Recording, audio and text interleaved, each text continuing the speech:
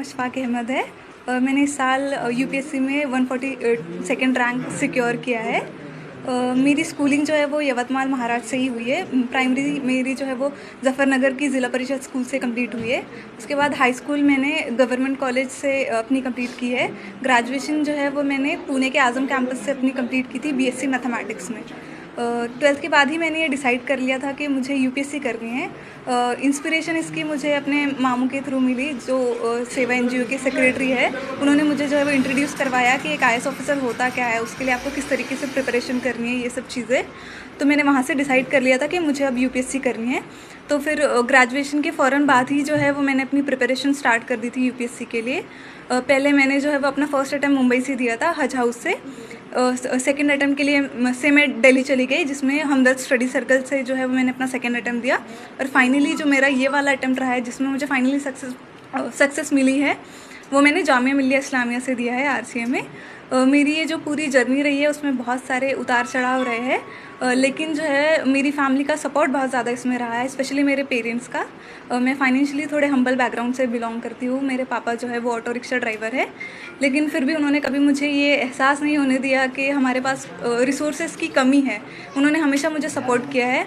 मेरी जो मदर है, उन्होंने मुझे हमेशा सपोर्ट किया है। कहीं ना कहीं मैं जो एक पेट्रियार्कल सोसाइटी से बिलोंग करती हूँ, इसके बावजूद भी कभी मेरे पेरेंट्स ने मुझे ऐसा महसूस नहीं होने दिया कि तुम लड़की हो, तुम ये नहीं कर सकती।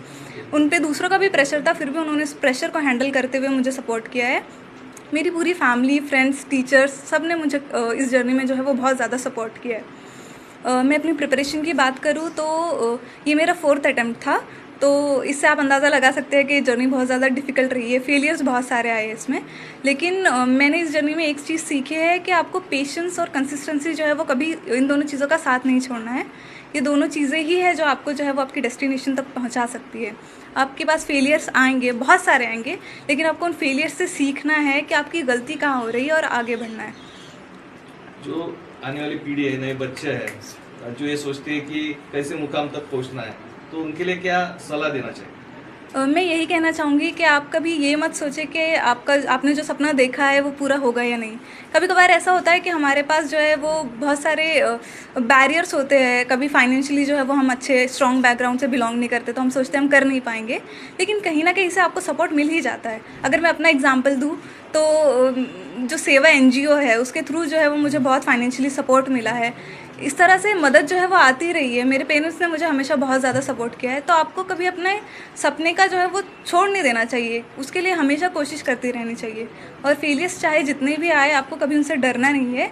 उसको एक सबक की तरह लेना है कि इससे आप कुछ सीख रहे हो, कुछ इम्प्रूव करने की आपके पास एक अपॉर्चुनिटी है, जिसको आप जो है वो अपनी लाइफ में अप्लाई करके आगे बढ़ सकते हो। जिला परिषद के स्कूल है, उसमें भी उर्दू मीडियम है। ऐसी परिस्थिति में हमेशा लोग सोचते हैं कि बड़े स्कूल होना चाहिए, अंग्रेजी में ही पढ़ना चाहिए, तो क्या लगता है इसमें? ये मेरे हिसाब से ये बिल्कुल एक तरह का मिथ है। ऐसे कुछ नहीं होता है। अगर आप खुद हार्ड वर्किंग हो, अगर आप में उतना जज्बा है कि आपको अपनी लाइफ में कुछ करना है, तो आप कैसे भी हालात में जो है वो आगे बढ़ जाते हो। और स्कूल हमेशा से एक बहुत इंपॉर्टेंट पार्ट होता है आपकी लाइफ में कुछ सीखने के लिए।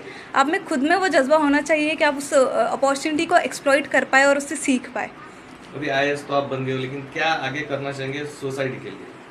ये तो बस एक फर्स्ट स्टेप है, एक तरह से मीन्स है ये कुछ हासिल करने के लिए, कुछ पाने के लिए। तो ये एक तरह से मेरे लिए मीन्स है कि मैं सोसाइटी को सर्व कर सकूँ, सोसाइटी में जो अंडर प्रिविलेज्ड सेक्शन है उनके लिए कुछ कर सकूँ, स्पेशली गर्ल्स के लिए, क्योंकि मैं रिलेट कर सकती हूँ कि एक लड़की के लिए कितना मुश्किल होता है आगे बढ़ना और कुछ अचीव करना। तो मैं कोशिश करूँगी कि मैं एजुकेशन और हेल्थ केयर जो है उस पर ज़्यादा अपना फोकस करूँ और सोसाइटी के लिए कुछ कर पाऊँ।